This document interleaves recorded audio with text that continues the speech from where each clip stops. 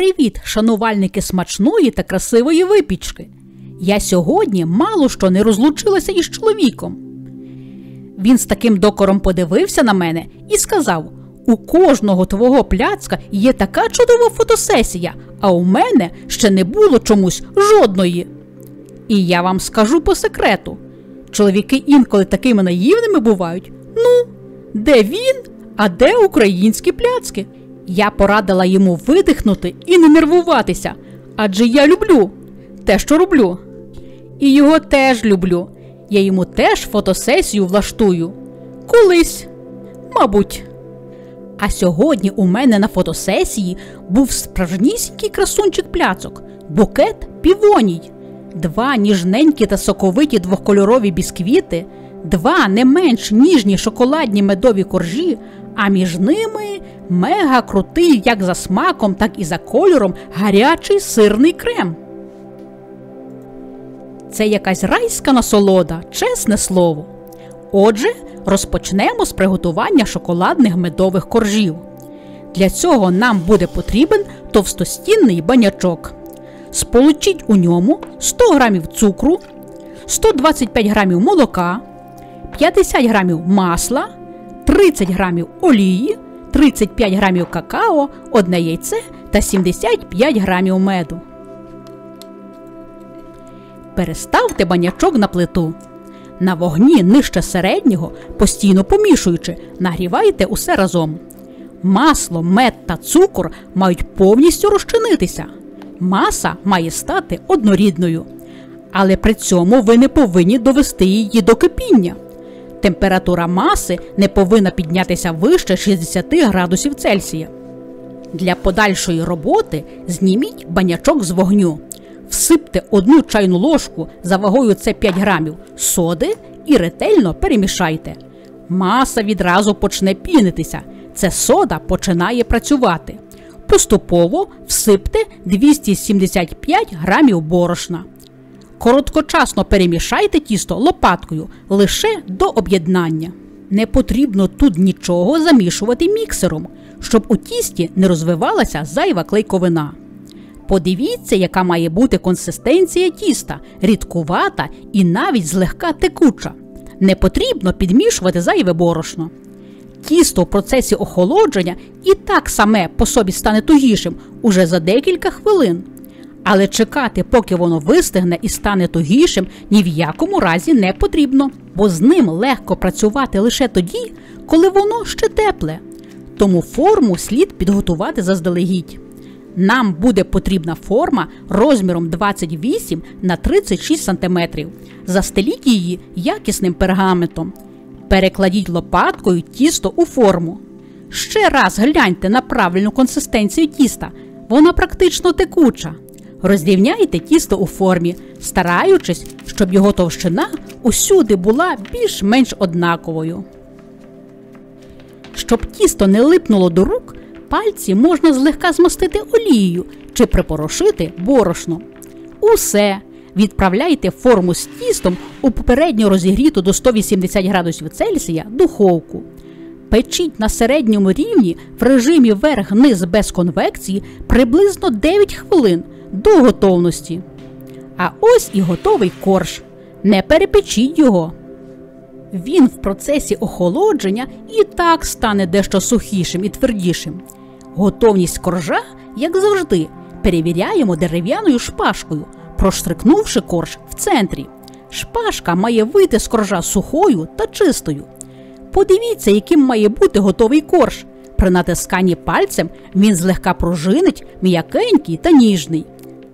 Скориставшись довгою лінійкою та гострим ножем, розріжте вистиглий корж на 2 рівні частини, кожна розміром 18 на 28 см. Показую правильну структуру коржа.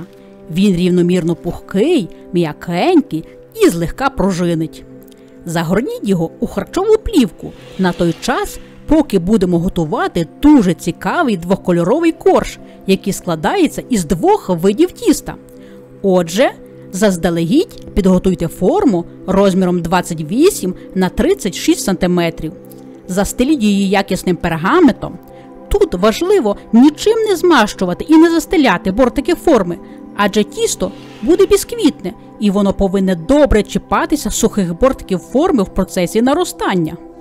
Отже, приготуємо шоколадну частину коржа. Для цього нам буде потрібно 4 яйця. Докладіть до них щіпку солі і збийте міксером на низьких обертах міксера до легкої піни. Далі нам потрібно буде 200 грамів цукру. Всипте приблизно його третину і продовжуйте збивати. Поступово маса буде ставати світлішою, а цукор буде розчинятися.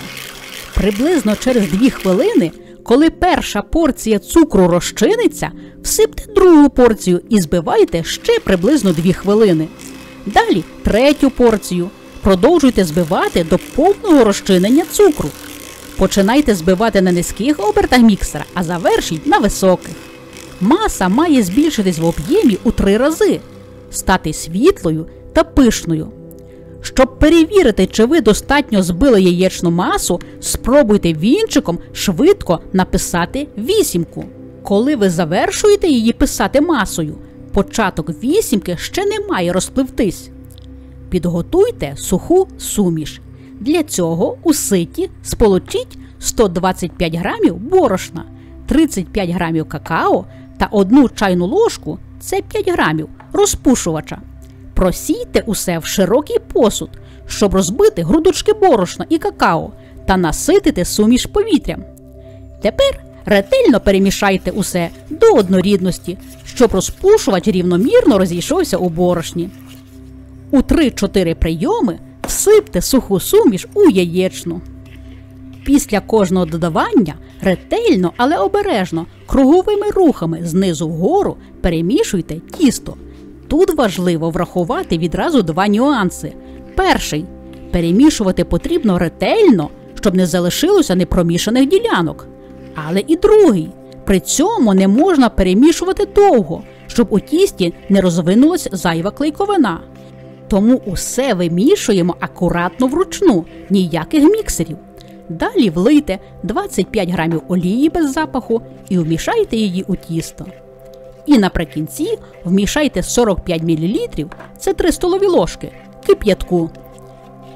Подивіться на правильну консистенцію цього тіста.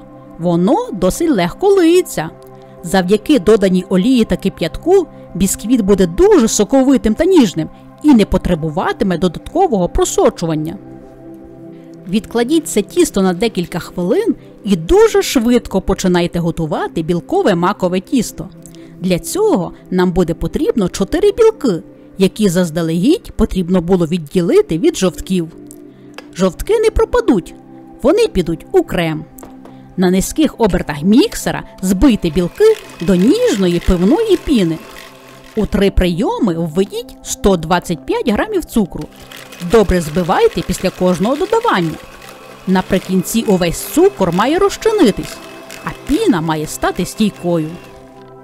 Але це бісквітне тісто, яке ще буде наростати у процесі випікання. Тому білкові піки мають бути не жорсткими, як ми збиваємо для меренги, а ось такими м'якенькими. Підготуйте суху суміш. У мисці сполучіть 100 грамів кукурудзяного крохмалю, 35 грамів борошна, пів чайної ложки розпушувача і 20 грамів сухого цілого маку. Тут потрібен саме цілий немелений мак, щоб при укусі цієї частинки коржа у роті відчувався цікавий маковий хрускіт. Перемішайте усе до однорідної маси. Порціями по 3 столові ложки додавайте суху масу у білкову і вінчиком круговими рухами знизу вгору перемішуйте усе до однорідності. Тісто має залишитися максимально повітряним, але при цьому не має залишитись непромішаних грудочок. Подивіться на правильну консистенцію цього тіста. На відміну від шоколадного, яке було текучим, це тісто дуже важко спадає із вінчиків. Воно легше за шоколадне і буде плавати на його поверхні при випіканні. Вилийте шоколадне тісто у підготовлену форму. Розрівняйте його.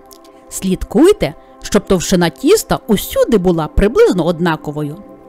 Згори хаотично столовою ложкою викладіть кубками білково-макове тісто. Викладайте менші кубки між більшими, аж поки усе тісто не закінчиться. Шпажкою злегка розрівняйте біле тісто, але не фанатично. Не потрібно, щоб поверхня коржа стала абсолютно рівною. Не робіть білкові купочки надто плоскими. Нехай ці горбики залишаються. В процесі випікання два види тіста вирівняються, і більш рідке шоколадне тісто зайде в проміжки між білковим. Тоді у нас вийде красивий зріз пляцка. Усе. Відправляйте форму з тістом у духовку. Випікайте за температури 180 градусів Цельсія приблизно 20 хвилин до готовності. Тісто бісквітне і дуже ніжне, тому не відчиняйте духовку перші 15 хвилин, щоб воно не опало. А ось і наш красень. Перевіряйте готовність коржа, як завжди, проколовши його дерев'яною шпажкою у центрі. Вона має вийти сухою і чистою. Корж має бути м'яким і одночасно пружнім, поверхня не липне до пальця. Верх білкового тіста буде мати злегка золотавий колір. Охолодіть корж, не виймаючи з форми. Це важливо, щоб бісквіт стабілізувався, зачеплений краями за бортики форми. Після охолодження, скориставшись довгою лінійкою і гострим ножем, розріжте корж на дві рівні частини розміром 18 на 28 см. Виріжте бісквіт із форми. Переверніть і зніміть пергамент. Подивіться, який красивий зріз у нас виходить. А бісквіт викликає лише захоплення, м'якенький, пухкий, не сухий і навіть дуже гнучкий. До речі, ви ж не забули мені своїх сердечок поставити? Не шкодуйте їх для мене, так як я не шкодую своїх знань для вас. І перейдемо до приготування гарячого крему. Для цього нам буде потрібно сотейник з товстим дном. Всипте у нього 200 г ягід смородини. Ви можете тут використати, наприклад, і чорницю, чи якісь інші ягоди. Але пам'ятайте, що для гарного кольору крему краще обрати ягоди з інтенсивним забарвленням. Поставте сотейник на плиту. Всипте до ягід 50 г цукру і перемішайте. Доведіть до кипіння і проваріть буквально 1 хвилину. Зніміть з вогню і подрібніть блендером до однорідної маси. Це буде перша заготовка для нашого крему. Для другої заготовки у посуд влийте 125 мл молока. Докладіть 1 пачку, це 40 грамів, порошку полуничного пудингу. Замість нього можна взяти пудинг чи кисіль з іншим смаком, а також просто 40 грамів кукурудзяного крохмалю. Перемішайте усе до однорідності. Усі грудочки мають зникнути. А тепер почнемо готувати і сам гарячий крем. Для цього нам буде потрібно 1 кг смачного сиру. Докладіть до нього 200 г вершкового масла, 200 г цукру та 20 г ванільного цукру. Подрібніть усе блендером, стараючись добитися однорідності. Додайте 4 жовтки, які у нас залишились від приготування макового бісквіту, і продовжуйте подрібнювати. Бажано, щоб маса стала абсолютно однорідною і не залишилося грудочок. Тепер нам знову буде потрібен товстостінний банячок відповідного об'єму. Перекладіть сирну масу у цей банячок. Поставте його на плиту і на середньому вогні, постійно помішуючи, нагрівайте. Уже приблизно через 5-7 хвилин маса стане рідкою. Так і має бути. Доведіть її до стану, коли вона почне випускати бульки і пухкати. Докладіть смородинове пюре і ретельно перемішайте. Проваріть ще 1 хвилину. Влийте підготовлену молочну суміш і швиденько перемішайте. Крем почне гуснути прямісінько на очах. Ось яку консистенцію він матиме уже через 1 хвилину. Отже, ще раз доведіть масу до кипіння і відразу знімайте. Далі ми будемо працювати з гарячим кремом, тому діяти нам потрібно буде дуже швидко. На підложку у кулінарну рамку розміром 18 на 28 см викладіть корж білим тістем вгору. На нього викладіть третину гарячого крему. і розрівняйте. На крем шоколадно-медовий корж. Злегка притисніть згори долонею, щоб він гарно сконтактувався з кремом. Далі ще раз третина гарячого крему, а згори ще один шоколадно-медовий корж. Не забудьте його теж злегка притиснути до крему. На нього останню третину крему. Розрівняйте його. На крем чорно-білий корж білою частиною до крему. Знову гарно притисніть згори рукою. Виставте згори дощечку, а на неї невеликий вантаж вагою приблизно 500-700 грамів. Залишіть за кімнатної температури на 1 годину. Насамкінець приготуйте шоколадну глазур. Для цього у сотейнику сполучіть 15 грамів какао, це 1 столова ложка, 45 грамів цукру, це 2 столові ложки з чубчиком, 20 грамів сметани, це 1 столова ложка і 30 грамів вершкового масла. Відправляйте усе на плиту, вогонь нижче середнього. Гарненько перемішайте і нагрівайте, помішуючи, поки масло та цукор не розтане і усе стане однорідною масою. Ні в якому разі до кипіння не доводьте. Гарячою глазур'ю полийте верх пляцка і розрівняйте усе. І хоча шоколадний шар вийде досить тоненьким, він додасть пляцку особливої нотки. Усе. Відправляйте пляцок у холодильник на 5-6 годин, накривши харчовою плівкою.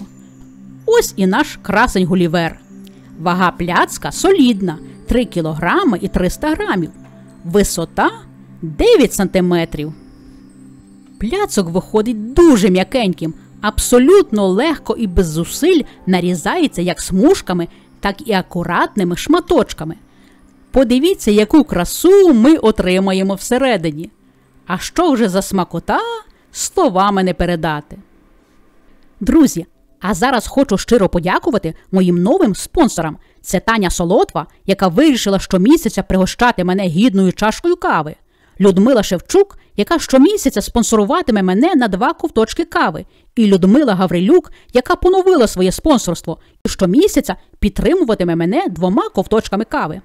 А також усім моїм попереднім щомісячним спонсорам. Люди, ви чудові! Саме завдяки вашій маленькій, але такій важливій фінансовій підтримці я маю змогу частіше випускати цікаві відео.